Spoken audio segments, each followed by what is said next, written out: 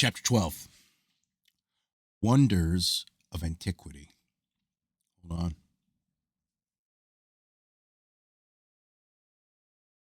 Here. That is the base of a Delphian tripod. The windings of these serpents form the base, and the three heads sustain the 3 feet of the tripod. It is impossible to secure satisfactory information concerning the shape and size of the celebrated Delphian tripod. Theories concerning it are based in most part upon small ornamental tripods discovered in various temples. Wonders of Antiquity. It was a common practice among the early Egyptians, Greeks, and Romans to seal lighted lamps in the sepulchres of their dead as offerings to the god of death. Possibly, it was also believed that the deceased could use these lights in finding his way through the valley of the shadow. Later, as the custom became generally established, not only actual lamps, but miniatures of them in terracotta were burned with the dead. Some of the lamps were enclosed in circular vessels for protection, and instances have been recorded in which the original oil was found in them in a perfect state of preservation after more than 2,000 years. There is ample proof that many of these lamps were burning when the sepulchres were sealed, and it has been declared that they were still burning when the vaults were opened hundreds of years later.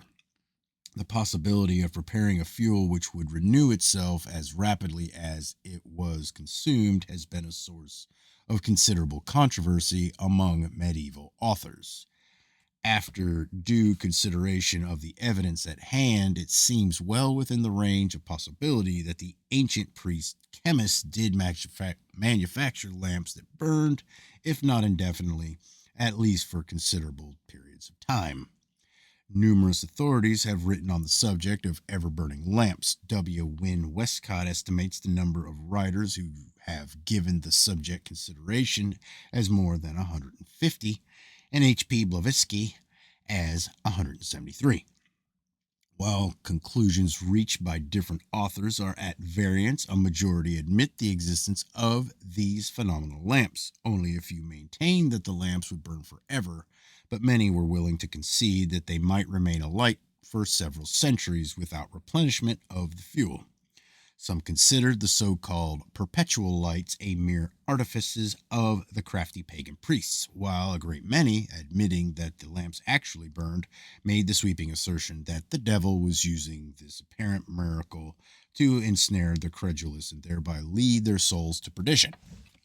On this subject, the learned Jesuit Athanasius Kircher, usually dependable, exhibits a striking inconsistency.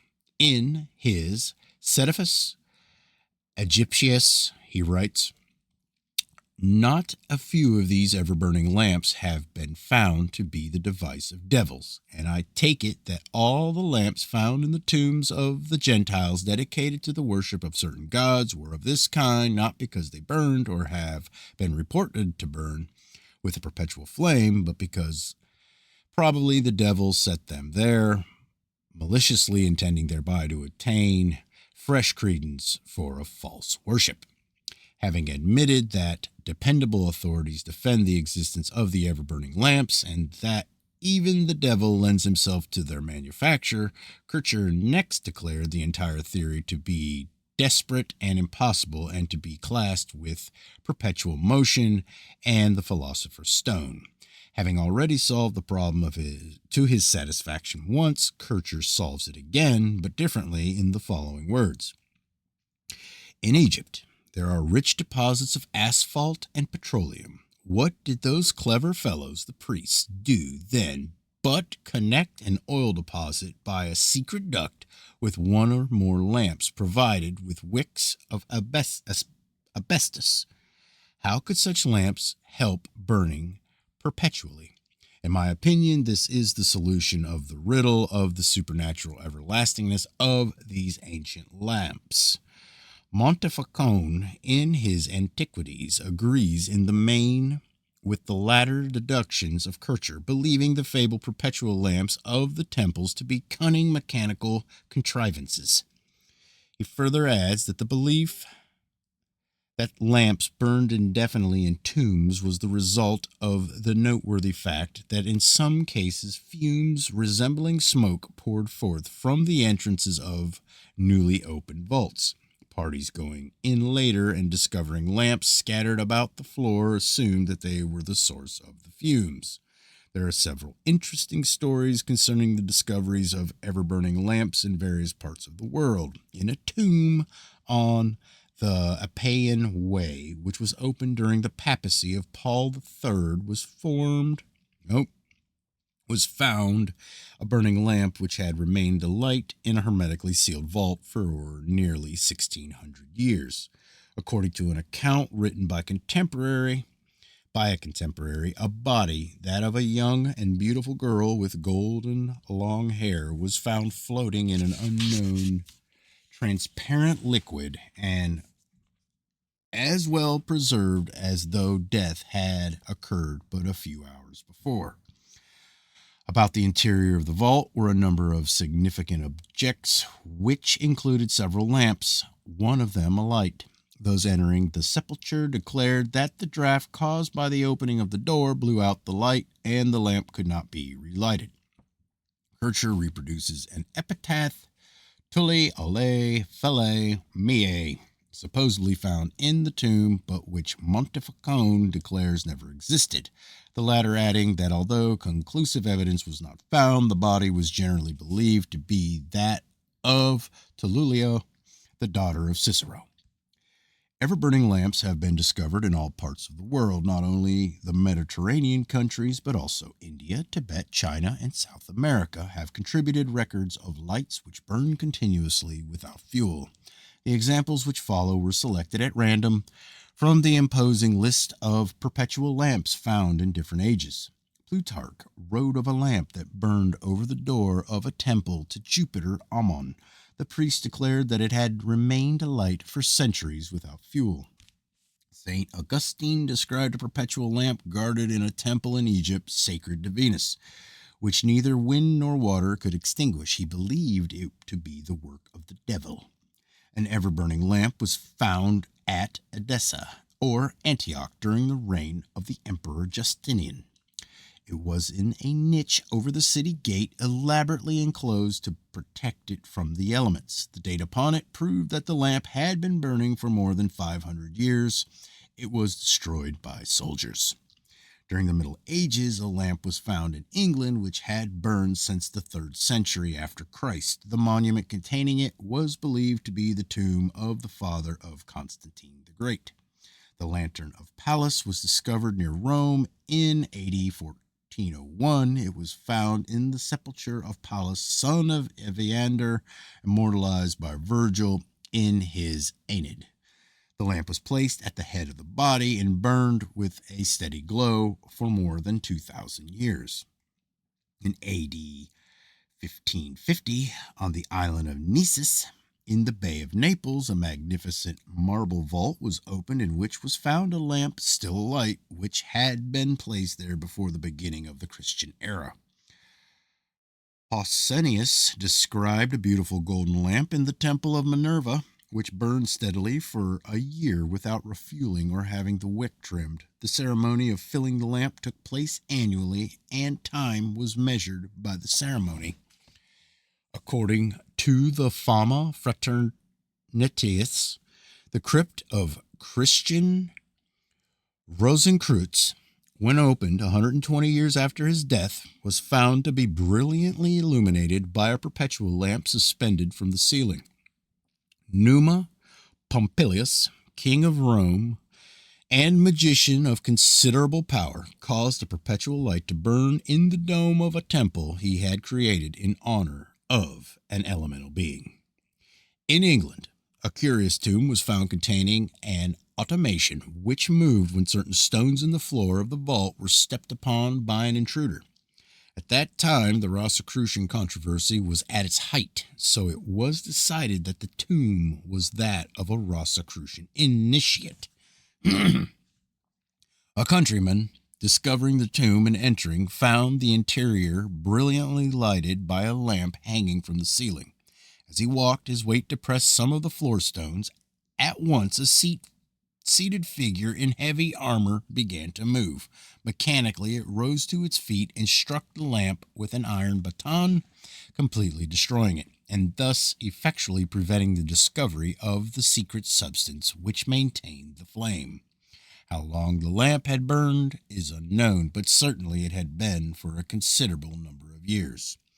It is related that among the tombs near Memphis and in the Brahmin temples of India, lights have been found in sealed chambers and vessels, but sudden exposure to the air has extinguished them and caused their fuel to evaporate. It is now believed that the wicks of these perpetual lamps were made of a braided or woven asbestos called by the alchemists salamander's wool, and that the fuel was one of the products of alchemical research.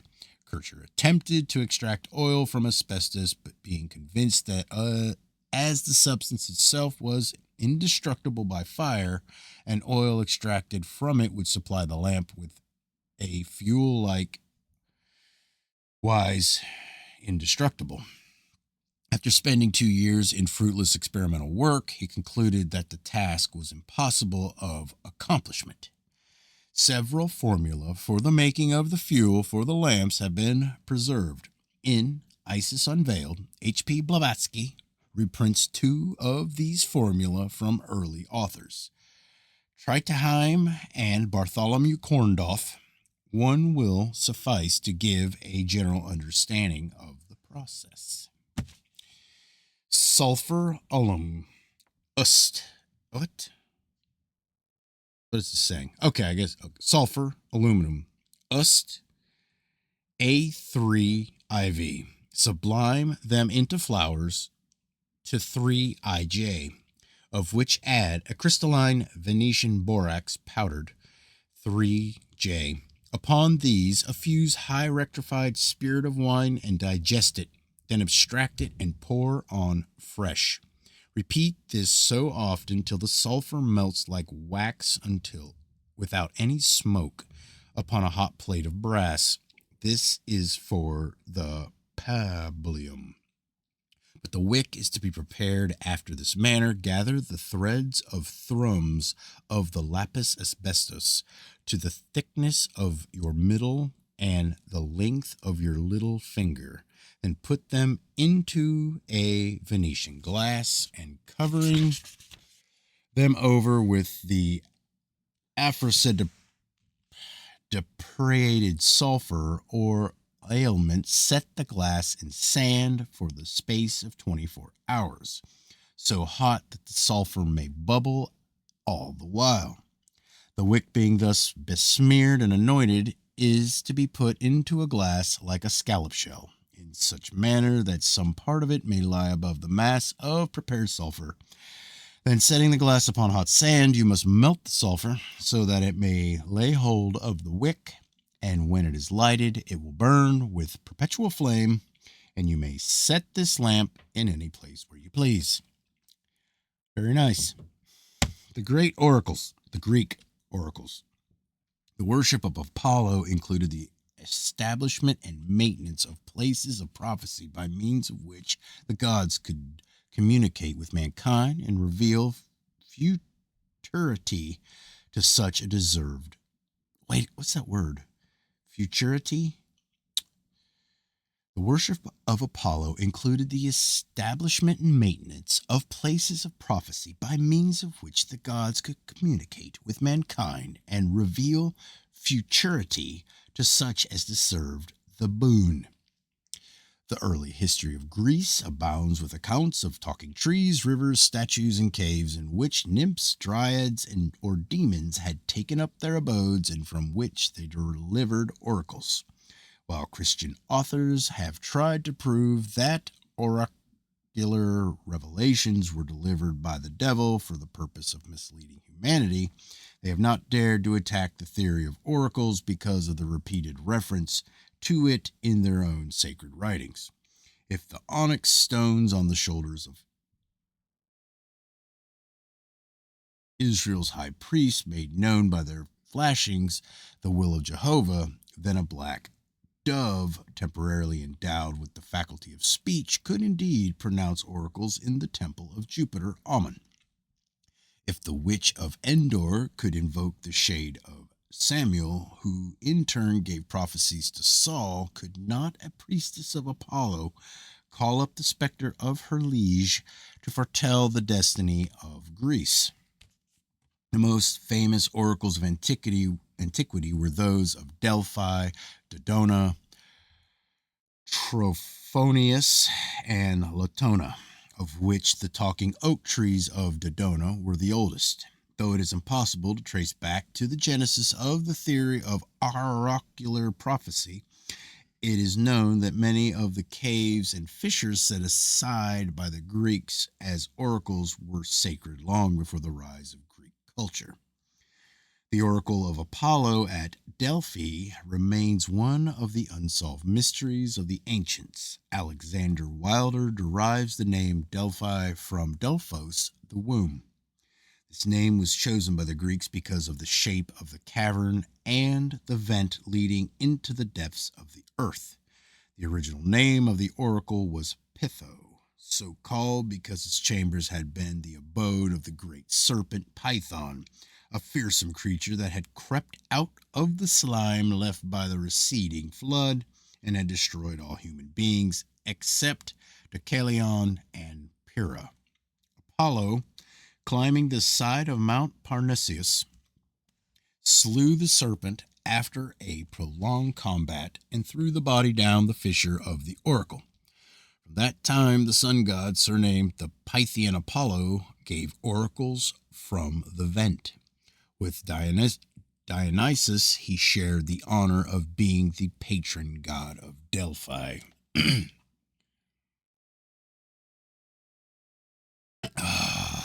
After being vanquished by Apollo, the spirit of Python remained at Delphi as the representative of his conqueror, and it was with the aid of his effluvian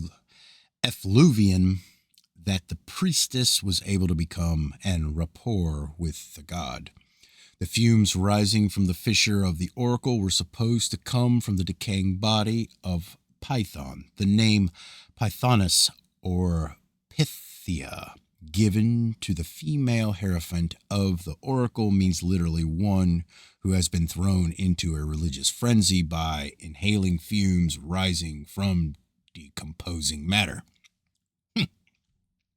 It is of further interest to note that the Greeks believed the oracle of Delphi to be the umbilicus of the earth, thus proving that they considered the planet an immense human being.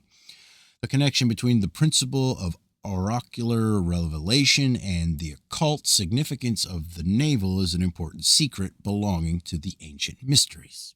The oracle, however, is much older than the foregoing account indicates.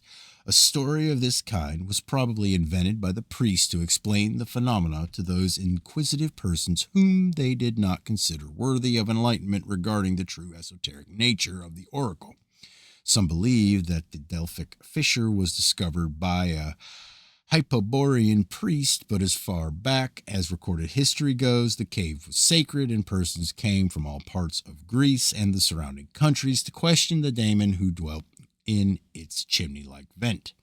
The priests and priestesses guarded it closely and served the spirit who dwelt therein and who enlightened humanity through the gift of prophecy. The story of the original discovery of the oracle is somewhat as follows.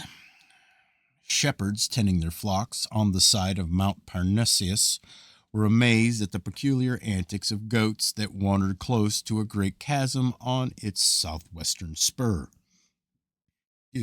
The animals jumped about as though trying to dance and emitted strange cries unlike anything before heard. At last, one of the shepherds, curious to learn the cause of the phenomenon, approached the vent from which were rising noxious fumes. Immediately, he was seized with a prophetic ecstasy. He danced with wild abandon, sang, jabbered in inarticulate sounds, and foretold future events. Others went close to the fissure with the same result.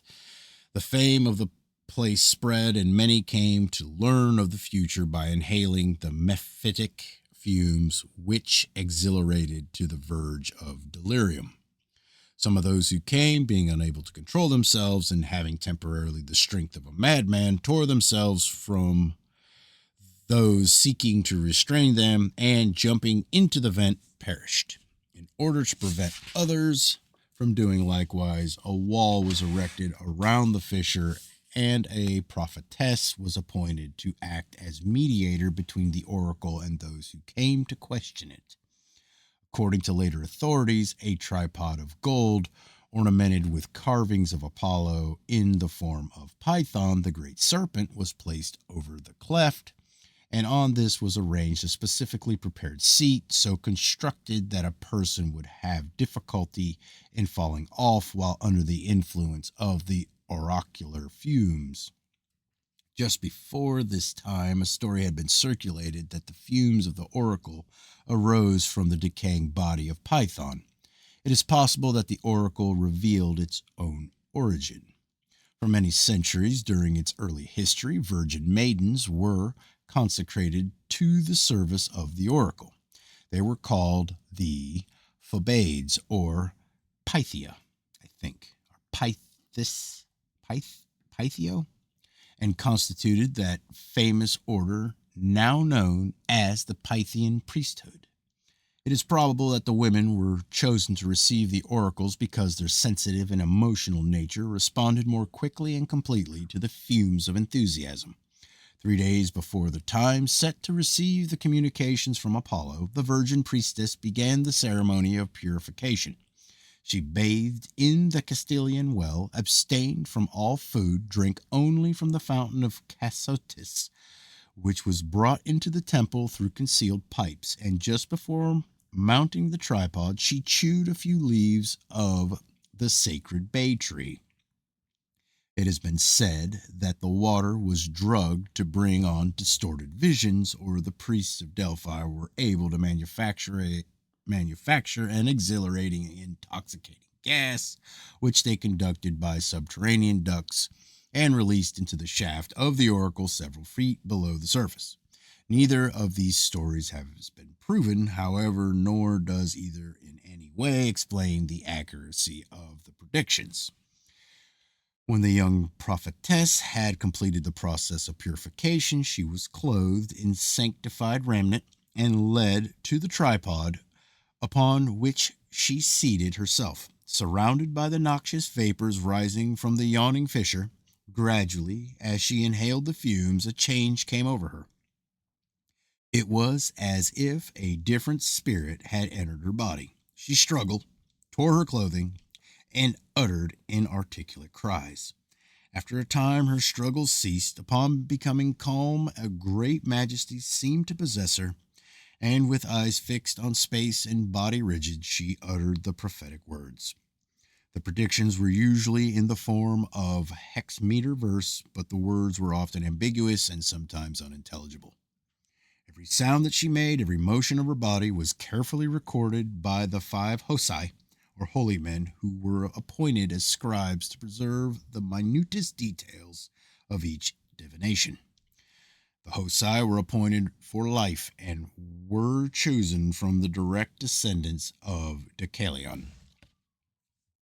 After the oracle was delivered, the Pythia began to struggle again, and the spirit released her. She was then carried or supported to a chamber of rest, where she remained till the nervous ecstasy had passed away. Epicletus, in his dissertation of the mysteries, described how the spirit of the oracle, a fiery demon, even Apollo himself, took control of the Pythoness and manifested through her. But the prophetess in Delphi, whether she gives oracles to mankind through an unattenuated and fiery spirit bursting from the mouth of the cavern, or whether being seated in the adytium on a brazen tripod or on a stool with 4 feet, she becomes sacred to the god. Whichsoever of these is the case, she entirely gives herself up to a divine spirit and is illuminated with a ray of the divine fire. And when indeed fire ascending from the mouth of the cavern circularly invests her in collected abundance, she becomes filled from it with a divine splendor. But when she places herself on the seat of the god, she becomes co-adapted to his stable prophetic power. And from both of these preparatory operations, she becomes wholly possessed by the god. And then indeed, he is present with and illuminates her in a separate manner, and is different from the fire, the spirit, the proper seat, and, in short, from all the visible apparatus of the place, whether physical or sacred. Among the celebrities who visited the Oracle of Delphi were the immortal Apollonius of Tyana and his disciple Demas. Made his offerings, and, after being crowned with a laurel wreath and given a branch of the same plant to carry in his hand, he passed behind the statue of Apollo, which stood before the entrance to the cave, and descended into the sacred place of the oracle. The priestess was also crowned with laurel and her head bound with a band of white wool. Apollonius asked the oracle if his name would be remembered by future generations. The Pythoness answered in the affirmative, but declared that it would always be calumniated. Apollonius left the cavern in anger, but time has proved the accuracy of the prediction, for the early church fathers perpetuated the name of Apollonius as the Antichrist. For details of the story, see Histoire de la Magie. The messages given by the virgin prophetess were turned over to the philosophers of the oracles, whose duty it was to interpret and apply them. The communications were then delivered to the poets, who immediately translated them into odes and lyrics, setting forth in exquisite form the statements supposedly made by Apollo and making them available for the populace. Serpents were much in evidence at the Oracle of Delphi. The base of the tripod upon which the Pythia sat was formed of the twisted bodies of 3 gigantic snakes. According to some authorities, one of the processes used to produce the prophetic ecstasy was to force the young priestess to gaze into the eyes of a serpent. Fascinated and hypnotized, she spoke with the voice of the god. Although the early Pythian priestesses were always maidens, some still in their teens, a law was later enacted that only women past 50 years of age should be the mouthpiece of the oracle. These older women dressed as young girls and went through the same ceremonial as the first Pythia. The change was probably the indirect result of a series of assaults made upon the persons of the priestesses by the profane. During the early history of the Delphian oracle, the god spoke only at each 7th birthday of Apollo. As time went on, however, the demand became so great that the Pythia was forced to seat herself upon the tripod every month. The time selected for the consultation and the questions to be asked were determined by lot or by vote of the inhabitants of Delphi. It is generally admitted that the effect of the Delphian oracle upon Greek culture was profoundly constructive. James Garner sums up its influence in the following words: its responses revealed many a tyrant and foretold his fate. Through its means, many an unhappy being was saved from destruction, and many a perplexed mortal guided in the right way. It encouraged useful instructions and promoted the progress of useful discoveries. Its moral influence was on the side of virtue, and its political influence in favor of the advancement of civil liberties. See the faiths of the world. The Oracle of Dodona was presided over by Jupiter, who uttered prophecies through oak trees, birds, and vases of brass. Many writers have noted the similarities between the rituals of Dodona and those of the Druid priests of Britain and Gaul. The famous oracular dove of Dodona alighting upon the branches of the sacred oaks, not only discovered at length in the Greek tongue upon philosophy and religion, but also answered the queries of those who came from distant places to consult it.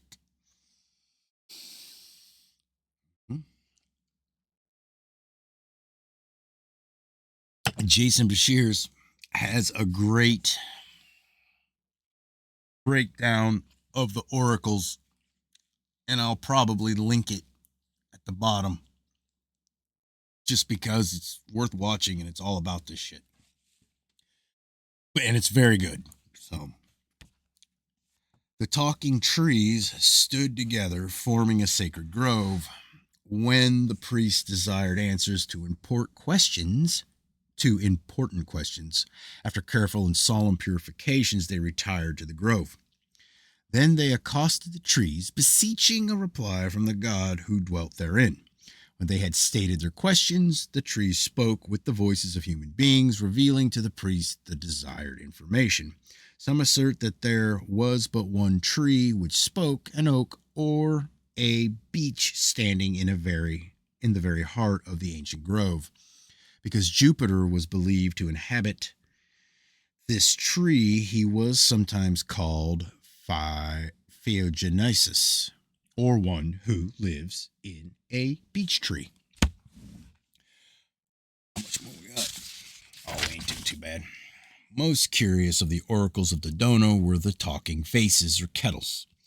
These were made of brass and so carefully fashioned that when struck, they gave off sound for hours. Some writers have described a row of these faces and have declared that if one of them was struck, its vibrations would be communicated to all the others and a terrifying din ensue.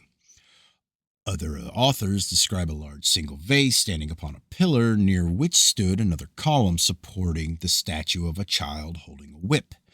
At the time of the whip were a number of swinging cords tipped with small metal balls, and the wind, which blew incessantly through the open building, caused the balls to strike against the vase. The number and intensity of the impacts and the reverberations of the vase were all carefully noted, and the priests delivered their oracles accordingly.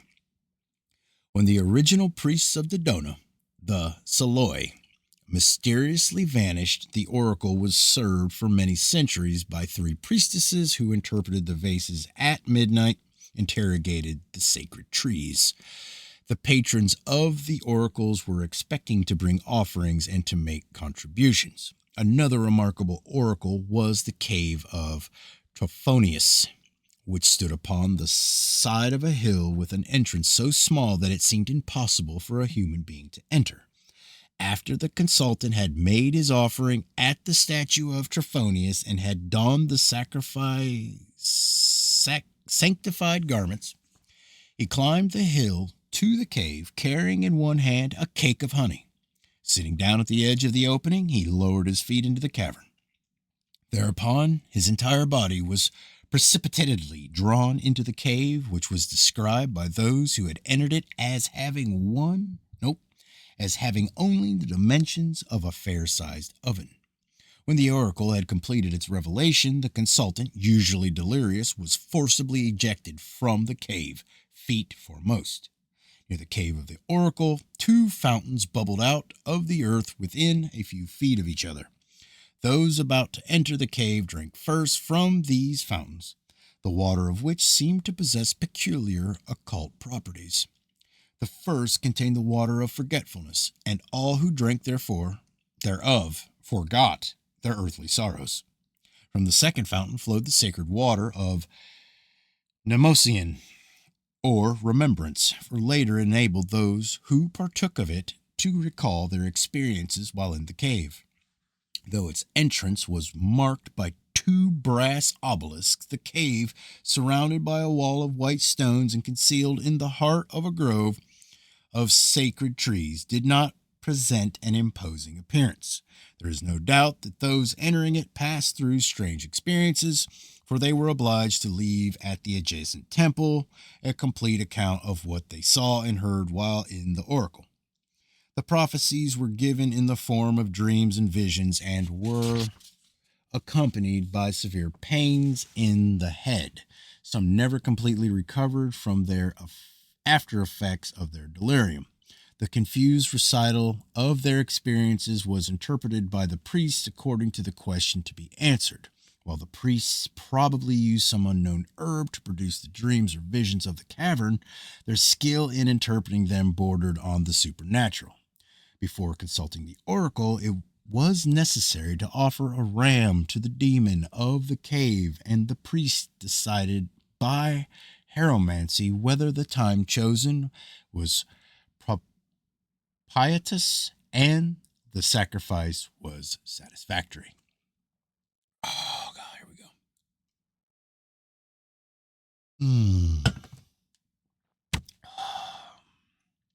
go.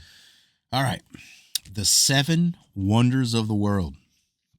Many of the sculptors and architects of the ancient world were initiates of the mysteries, particularly the Eleusinian rites. Since the dawn of time, the truers of stone and the hewers of wood have constituted a divinely overshadowed caste.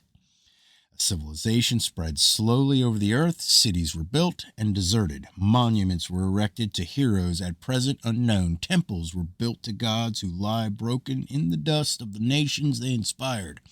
Research has proved not only that the builders of these cities and monuments and the sculptors who chiseled out the inscrutable faces of the gods were masters of their crafts, but that in the world today there are none to equal them. The profound knowledge of mathematics and astronomy embodied in ancient architecture and the equally profound knowledge of anatomy revealed in Greek statuary prove that the fashioners of both were master minds, deeply cultured in the wisdom which constituted the arcana of the mysteries. Thus was established the Guild of the Bodybuilders, progenitors of modern Freemasons.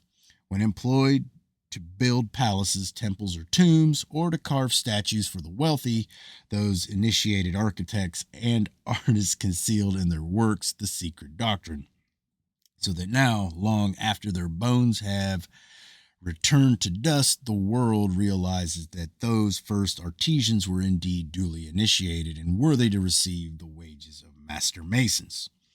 The seven wonders of the world, while apparently designed for diverse reasons, were really monuments erected to perpetuate the arcana of the mysteries.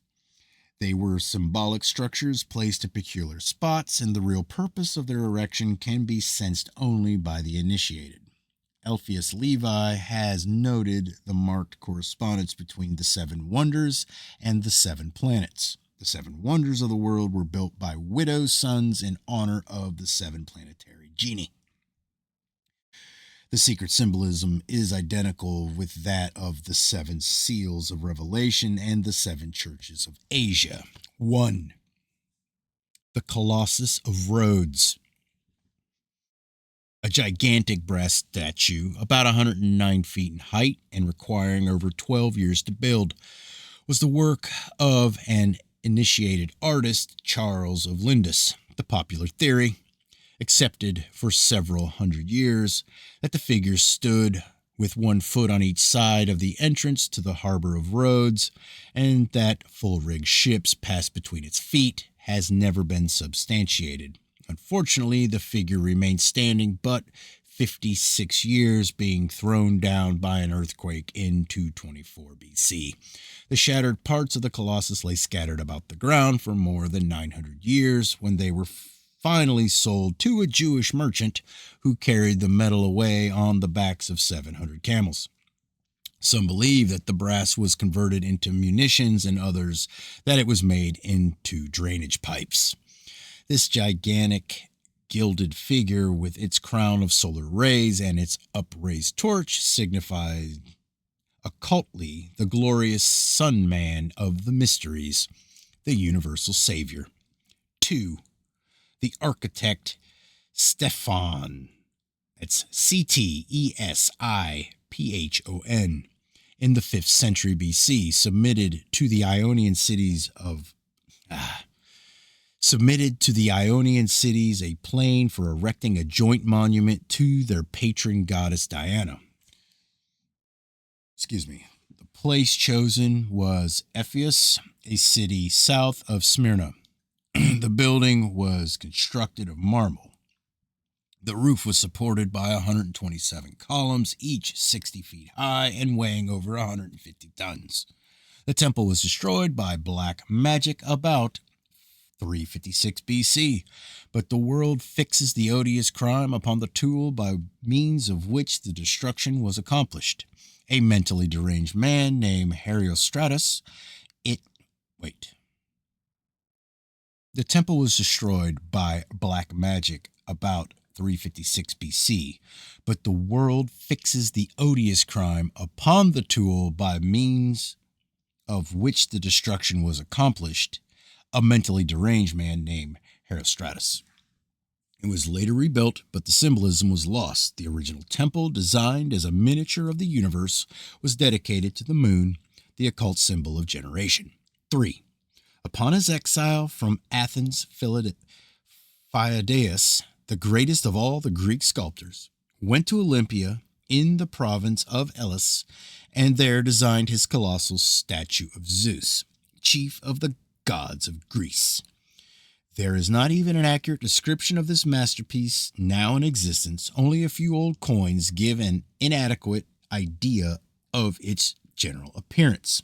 The body of the god was overlaid with ivory, and the robes were of beaten gold. In one hand, he is supposed to have held a globe supporting the figure of the goddess of victory. In the other, a scepter surmounted by an eagle. The head of Zeus was archaic, heavily bearded, and crowned with an olive wreath. The statue was seated upon an elaborately decorated throne. As its name implies, the monument was dedicated to the spirit of the planet Jupiter, one of the 7 Logi who bow before the Lord of the Sun. 4. Elpheus Levi includes the Temple of Solomon among the 7 wonders of the world, giving it the place occupied by the pharaohs or lighthouse of Alexandria. The pharaohs, named for the island upon which it stood, was designed and constructed by Sosostris of Cnidus during the reign of Ptolemy, 283 to 247 BC. It is described as being a white marble and over 600 feet high. Even in the ancient day, it cost nearly $1 million. Fires were lighted in the top of it and could be seen for miles out at sea. It was destroyed by an earthquake in the 13th century, but remains of it were visible until AD 1350. Being the tallest of all the wonders, it was naturally assigned to Saturn, the father of the gods and the true illuminator of all humanity. 5. The mausoleum at Halicarnassus was a magnificent monument erected by Queen Artemisia in memory of her dead husband, King Mausolus, from whose name the word mausoleum is derived. The designers of the building were Satirius and Pythis, and 4 great sculptors were employed to ornament the edifice. The building, which was 114 feet long and 92 feet wide, was divided into 5 major sections, the senses, and surmounted by a pyramid, the spiritual nature of man. The pyramid rose in 24 steps, a sacred number, and upon the apex was a statue of King Mausolus in a chariot. His figure was 9 feet 9.5 inches tall. Many attempts have been made to reconstruct the monument, which was destroyed by an earthquake, but none has been altogether successful. This monument was sacred to the planet Mars and was built by an initiate for the enlightenment of the world. 6. The Gardens of Semiramis at Babylon, more commonly known as the Hanging Gardens, stood within the palace grounds of Nebuchadnezzar near the Euphrates River. They rose in a terrace-like pyramid, and on top was a reservoir for the watering of the gardens. They were built about 600 BC, but the name of the landscape artist has not been preserved. They symbolize the plains of the invisible world and were consecrated to Venus as the gods of love and beauty. Number 7. Great Pyramid was supreme among the temples of the mysteries. In order to be true to its astronomical symbolism, it must have been constructed about 70,000 years ago. It was the tomb of Osiris and was believed to have been built by the gods themselves. and the architect may have been the immortal Hermes or Enki. It is the monument of Mercury, the messenger of the gods, and the universal symbol of wisdom and letters. It's the end of 12. The life and philosophy of Pythagoras is next. And like I said, there's a good video I'm going to post below this one, wherever the hell I post this. And it's worth a watch, and it's really worth paying attention to. So we'll stop this.